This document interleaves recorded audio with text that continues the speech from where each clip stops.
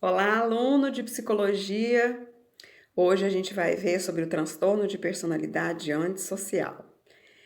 A gente vai começar compreendendo as características gerais desse transtorno. A gente vai ver os critérios que o DSM-5 traz sobre o transtorno de personalidade antissocial e vai ver a origem dele, né? A possível origem dele, que é pelo transtorno opositor desafiante e pelo transtorno de conduta, né?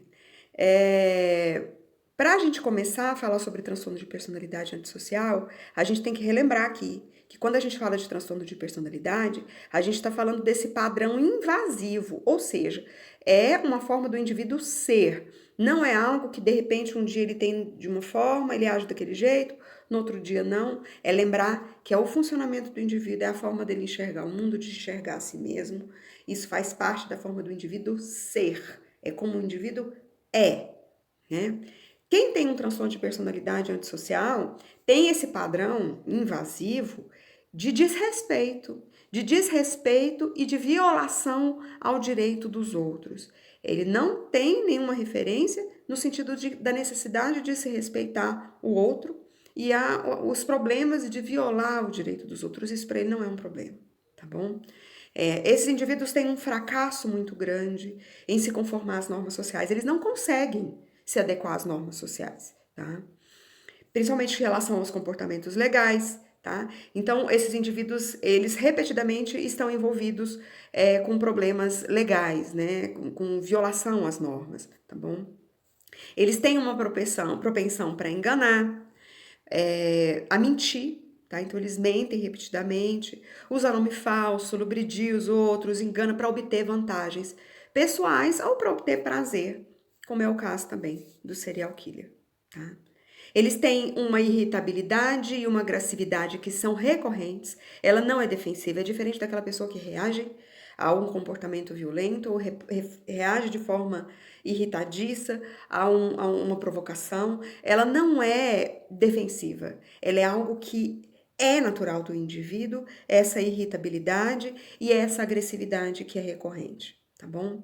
Eles apresentam também um desrespeito irresponsável pela segurança, tanto de si mesma quanto a segurança dos outros, tá bom? Eles não têm remorso, têm uma indiferença total ou uma racionalização. Se ele feriu, maltratou, roubou outra pessoa, ele vai racionalizar, encontrar uma desculpa racional para aquilo, sem nenhuma emoção agregada, nenhum sentimento de culpa, remorso, nada diante disso. Tá bom? Sabe-se que a etiologia é genética, familiar, então, ou seja, existe algum componente genético nessa história, mas também existe todo um ambiente que favorece isso, ou seja, só a genética, a gente cai naquela mesma história de sempre, que a gente não pode atribuir uma única causa a um problema tão complexo. A gente está falando dessa dinâmica biopsicossocial, então sim, tem características que são biológicas, mas existem características psicológicas e características sociais que fazem parte desse processo. A gente percebe que é muito recorrente em pessoas que desenvolvem um transtorno de personalidade antissocial, o alcoolismo presente na família, o uso de substâncias na família, então dependência de qualquer droga, tá? E situações de agressividade, de violência e vulnerabilidade social, ou seja, o indivíduo não ter as suas necessidades básicas de segurança e de sobrevivência garantidas, tá bom? Isso tudo são aspectos dentro do biopsicossocial que interferem na formação desse transtorno de personalidade. A gente viu agora aspectos bem gerais do transtorno de personalidade antissocial. Agora a gente vai ver as características, os critérios que têm que ser cumpridos para a gente dizer que alguém tem um transtorno de personalidade antissocial, de acordo com o DSM-5, que é o Código Internacional de Doenças Mentais e que regulamenta todas as ações que usam essa terminologia, tá? Vocês vão ver que a gente vai estar vendo características que falam exatamente desses padrões que a gente disse aqui, tá? Mas com um pouco mais de detalhes, tá? Primeiro critério, que é o critério A, um padrão difuso de desconsideração e violação dos direitos dos outros. O indivíduo, para a gente dizer que ele preenche esse critério A, ele tem que ter 3 ou mais desses seguintes aqui, para a gente dizer que esse indivíduo preenche o critério A de transtorno de personalidade antissocial. Ele tem que ter, primeiro, o fracasso em se conformar às normas sociais e legais, ou seja, um indivíduo que está sempre se metendo em confusão, está sempre descumprindo norma, e é recorrente isso, ele não tem um efeito de aprendizagem com isso, tá? Ele vai, por mais que ele seja preso, ele vai continuar fazendo, tá? Ele quer fazer, ele tem vontade de fazer, ele não consegue se adequar a essa norma. Tem uma propensão a enganar para obter vantagens pessoais ou ter prazer, tá? Tem uma impulsividade e fracasso em fazer planos para o futuro, tá? O indivíduo ele tem uma dificuldade, quando a gente fala desse padrão de desconsideração e violação dos direitos dos outros, a gente está falando de um aspecto também de impulsividade. As necessidades do indivíduo, no caso, essa pessoa que tem o transtorno de personalidade antissocial, os desejos dele estão acima dos outros. Ele não se importa com o outro é uma ferramenta para que ele atinja os seus desejos, para que ele realize os seus desejos, tá? Então, é assim que ele enxerga o mundo, né? E essas pessoas, elas têm uma tendência muito impulsiva também, tá?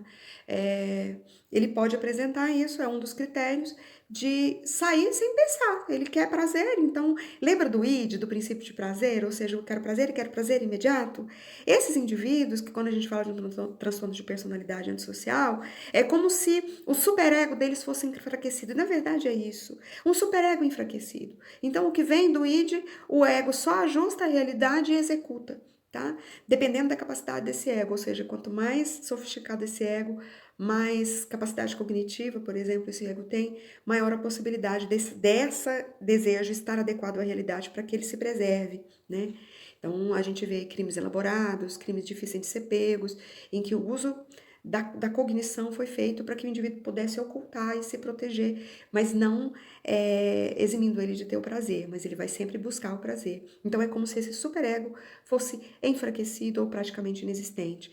Não que o indivíduo não conheça as normas. Essa é uma questão que legalmente o pessoal, geralmente quem quer estudar transtorno de personalidade antissocial, os serial killers, é onde pega eles, é essa questão de que a pessoa que tem um transtorno de personalidade antissocial, ela conhece as normas, ela sabe o que socialmente é aceito, mas para ela aquilo não faz sentido, é como se ela estivesse acima disso. Tá?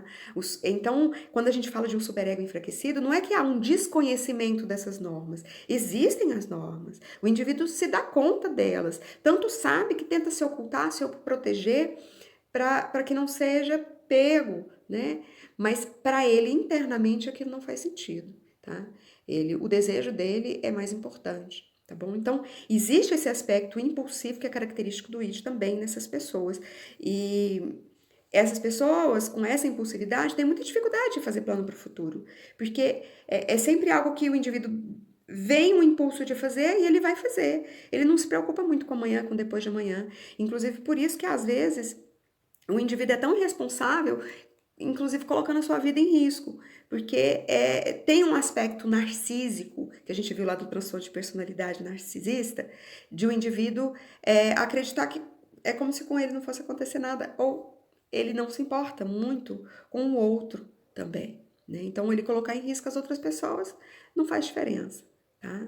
Tem um desrespeito irresponsável pela segurança, que é isso que a gente está dizendo aqui. Se ele quiser se enfiar num carro e sair correndo a 250 por hora na contramão, ele vai fazer.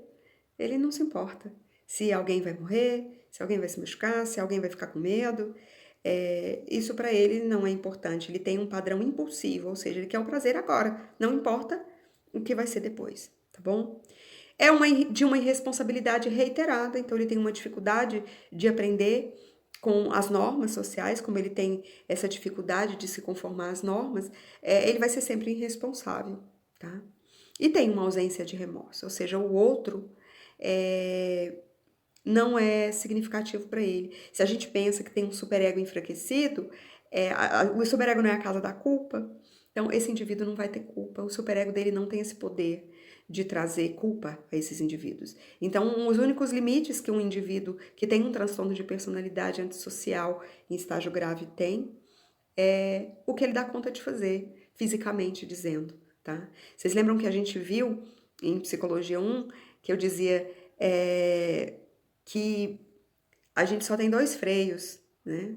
A culpa A gente só tem, o humano só tem dois freios para o comportamento agressivo: a culpa e a força, ou seja, o que eu sou capaz de fazer, o que minha força me permite. Esses indivíduos não têm a culpa, resta somente o que eles são capazes de fazer. Então, essa é a situação de um indivíduo que tem transtorno de personalidade antissocial. Ele vai fazer tudo que ele puder fazer, tudo que ele der conta de fazer e que a capacidade cognitiva dele permitir, tá? Então, são pessoas que podem trazer socialmente algo bem complicado, né? Prejuízos sociais intensos. O segundo critério, o critério B, é ter no mínimo 18 anos, tá? Não se fala de transtorno de personalidade antissocial em adolescentes, tá? Só em adultos que se fala desse transtorno de personalidade. Por quê? Porque tem um caráter de estabilidade, como uma sentença, que é algo muito difícil da gente trazer para um adolescente, tá? O outro critério, que é próximo ao B também, é a gente dizer, esse indivíduo ele tem que ter evidência de transtorno de conduta antes dos 15 anos de idade. O que é isso?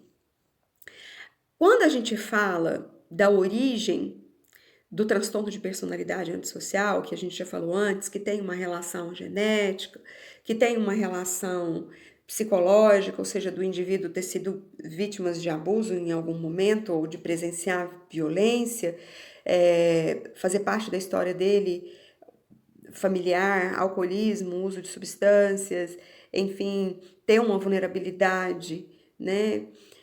E quando a gente fala disso tudo, a gente está falando num aspecto macro. Mas se a gente olha para esse indivíduo, como será que era esse indivíduo que tem um transtorno de personalidade antissocial hoje? Como que ele era na infância? Né? Como é um transtorno que acaba trazendo muitos prejuízos sociais, ele é um transtorno muito estudado. E se percebe correlações intensas entre outros dois transtornos, que são transtornos, um da infância e o outro da adolescência, que tem uma ligação muito forte com o transtorno de personalidade antissocial. Não quer dizer que esses dois transtornos que a gente vai ver agora, que é o transtorno da oposição, o TOD, e o transtorno de conduta, que são degraus obrigatórios. Então, ou seja, o indivíduo pode ter transtorno de oposição desafiante, ele pode, não necessariamente ele vai chegar no transtorno de conduta. Como também quem está no transtorno de conduta, não necessariamente vai chegar no transtorno de personalidade antissocial. Mas, para a gente falar de transtorno de personalidade antissocial, a gente está dizendo que esse indivíduo passou aqui pelo transtorno de conduta. É isso que diz o DSM. Tá? Para a gente dizer que alguém tem transtorno de personalidade antissocial, o indivíduo tem que ter apresentado evidências de que ele tinha transtorno de conduta antes dos 15 anos de idade. Tá?